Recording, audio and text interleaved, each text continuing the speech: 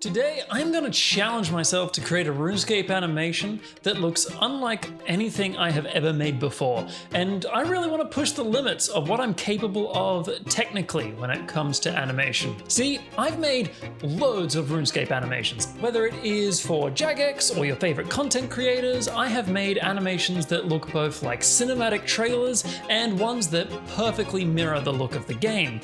And the other day I was working on an animation, and then I had a thumbnail open that I was also working on at the same time, and I looked at the thumbnail and I was staring at it for a while, and I asked the question, why doesn't my animation just look like that? Wouldn't that be cooler? Wouldn't that be better? And well, my answer to that question was, it's too hard. But why? Why is it too hard to do? Well, in a previous video, I demonstrated how to make a settled style thumbnail, and I went into all the painting and amount of layers that you have to work with to make a thumbnail that looks like that style. And it can be pretty intense. You take a screenshot of a render and you paint over it for an hour or so, and then you get this extra dynamic shading and subtle lighting that's pretty much injected over the top of the game, and it looks really cool and really clickable. So while I have experience with painting of multiple frames with 2D animation, I have one of my 2D animations on screen right now. It is really time consuming, and painting across hundreds of frames would just take forever and is not really feasible. So that's something that I really want to avoid when trying to tackle this animation. So my challenge here today is to create an animation that looks just like one of my thumbnails and do it the most efficient way possible. Now, most importantly, this is going to involve avoiding After Effects. After Effects is probably the most suitable program to do this in, but I hate After Effects like the plague. The interface is awful and it's a rant all on its own. After Effects is a god-awful program. So we're going to be avoiding that. And in these tests, we're going to bring up the complexity. It's going to be 3 tests. The first one's going to be pretty simple. The second one is going to try some different elements, and the third one is going to bring it all together. So make sure you stick around for the last one. So for my first test, I want to keep this really simple, and I want to focus mainly on having a nice simple turn animation and look at identifying problems and creating solutions to them for the next test. What I'm going to start with is KempQ, because I have his model laying around from an animation that I did with Micro, and I'm going to be using the background as the GE just to make it nice and simple. So the first thing I've done is import the model into Blender, and now I'm just going to animate him doing a simple turn. Nice. And then we're going to slap him in the GE. Now, one of the major features of my thumbnails is fog. I tend to have a nice amount of background fog or background haze, whatever you want to call it, and I'm going to simplify it by using a mist pass. What that is a pass that reads depth in an image, and then we can set that to a specific color. It generates fake fog without volumetrics and is really, really cool. From here, I'm just going to render it off into 2 layers, one layer with KempQ and the other layer in the background. Now, it's time for the hard part. Avoiding After Effects. Now, to get all the shading and painting that I usually do in thumbnails, I'm actually intending to cheat for 90% of the process, because as I mentioned, hand drawing every single frame is just going to be horrible. The way I plan to cheat is to kind of mirror painting using layer styles. Now, this is actually pretty common in 2D animation.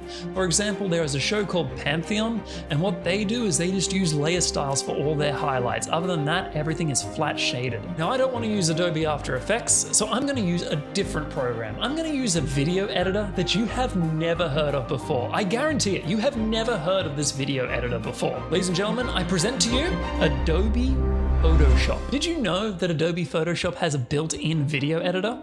I didn't. In fact, I discovered this completely by accident. I was trying to drag an image into Photoshop and I accidentally dragged a video, brought up the whole video editor right before me. So my plan is I'm going to drag in the transparent videos, I'm going to overlay them and apply layer styles. And that's exactly what I did. I applied some layer styles, did some coloring.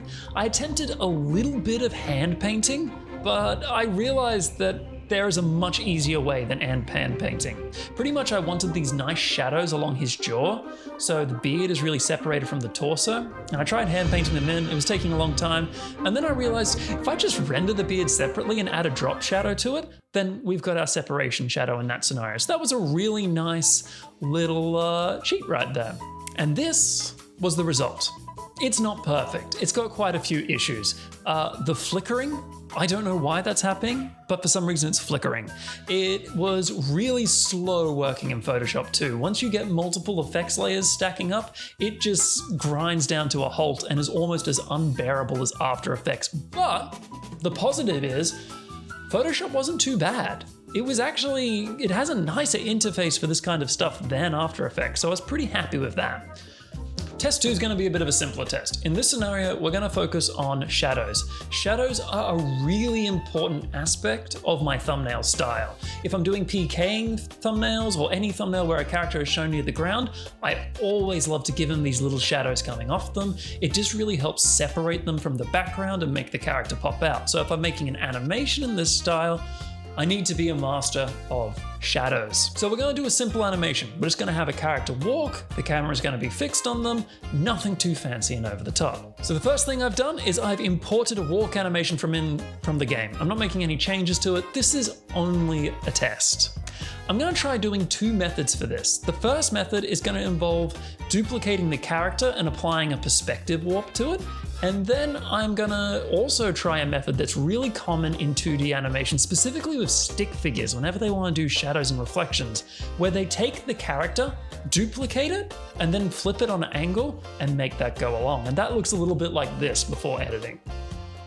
So I've rendered off in 3 passes. I've got the shadow, got the character, and I've got the background. And we're going to use Photoshop again for this one, just so I can give it another go and see with a bit more knowledge if I can work out a couple of things. Because this is static, I can simply just paint the background. I can add those extra details to the background, no problem. The camera's static, I don't have to worry about movement. Again, because it's static, I can use just a simple mask to make the character shadow fade off, and that looks pretty cool. And for perspective warp, I just take the character, turn it black, and do a perspective warp. And this is the results. This is the one of the perspective warp, and this is the one with the duplicate render. What is quite obvious is perspective warp, when you're rendering it off, just does not work in Photoshop. You cannot render off perspective warp in a video. Don't know why, it just doesn't let you. A little bit of a cool thing.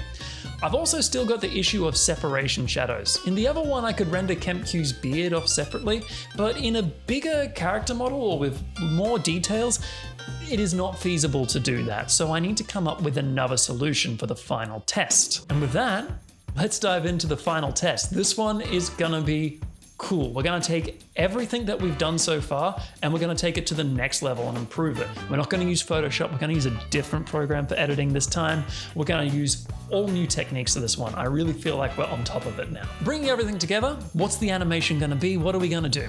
This animation is gonna be really simple, but also pretty complex. We're gonna have a shot of a sword, particularly Zami's sword. It's gonna feature Krill from God Wars Dungeon, and it's gonna have a little drop shadow coming off it, looking real nice. Then Krill's gonna jump down, pick up the sword, and then the character's gonna zoom out to a real newbie character who's gonna adjust his pose to suggest that he's ready for a fight. Lots of elements to bring together here. We got camera movement, we've got shadows that are gonna have to remain static and move, and we really wanna master those separation shadows. And that's exactly where we're starting. Separation shadows. To do separation shadows on our player character, once I had them imported and all set up and cleaned up in Blender, I brought them into a completely different program.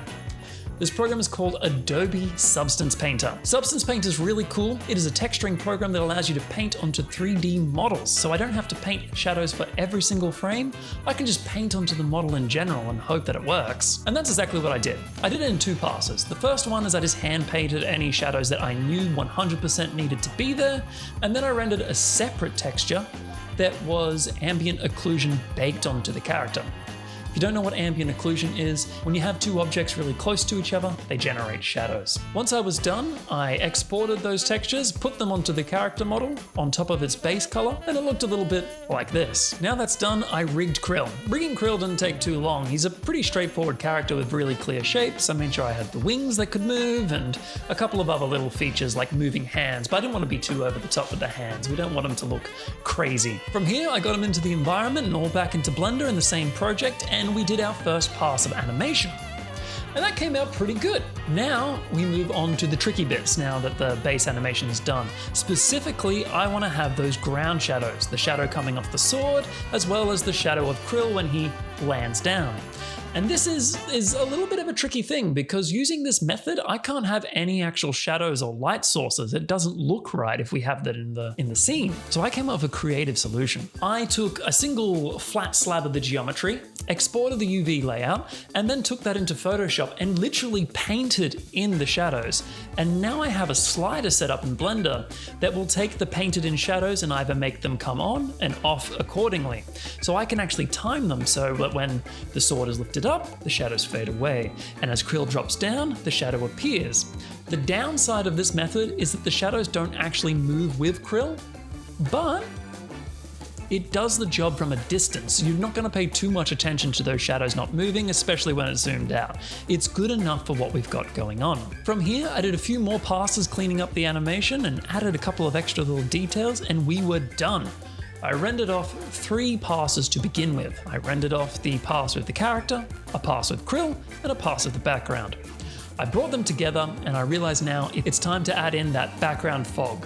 Now, unlike the second test that I did where I could just paint a static image over the top, I can't do that in this scenario.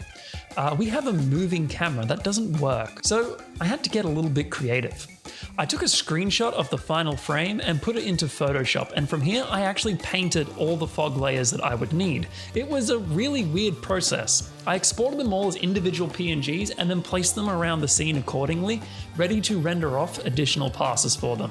And these are just passes with like a static gradient that moves. It's a really boring pass to look at, but when we put them into the scene, it adds so much detail. Now it's time for the probably trickiest part of the entire animation, the highlights. The highlights are such an important part of this style, and I want to avoid After Effects, and I'm not using Photoshop this time. So what did I do?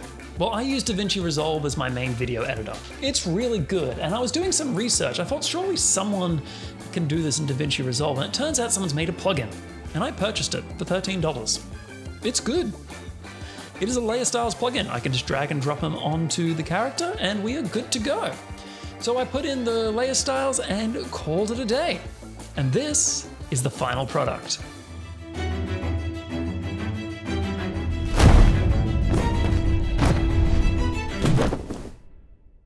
So there we have it. I have made an animation that looks like a thumbnail.